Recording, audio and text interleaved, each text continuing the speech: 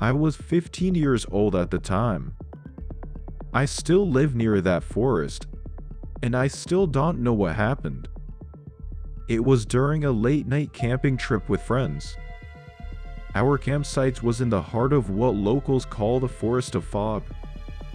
Due to the deep fog, the night was particularly eerie, and the surroundings were barely visible.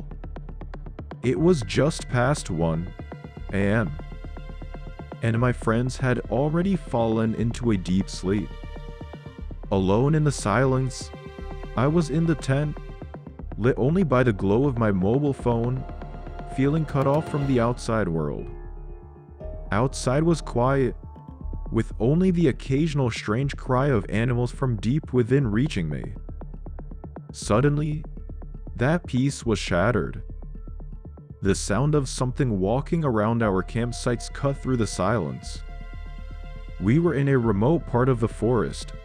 It was unthinkable that someone would be walking around at this hour. The footsteps didn't stop.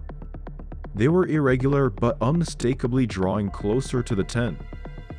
My heart pounded, anxiety tightening its grip, but I mustered the courage to slightly unzip the tent and peer into the darkness. All I could see was the forest, veiled in fog. The fog thickened gradually, as if hiding something, completely enveloping the campsites. Then from within the fog, a faint, unsettling voice called out my name. It seemed to come from outside the tent, deeper within the forest, thin yet distinct.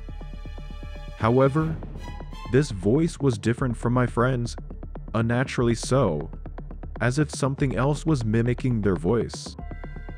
Fear completely took over me. The fog outside grew denser, wrapping the campsites in a spooky white veil. Every time that voice sounded again, I was seized by the fear that some unknown entity was watching us.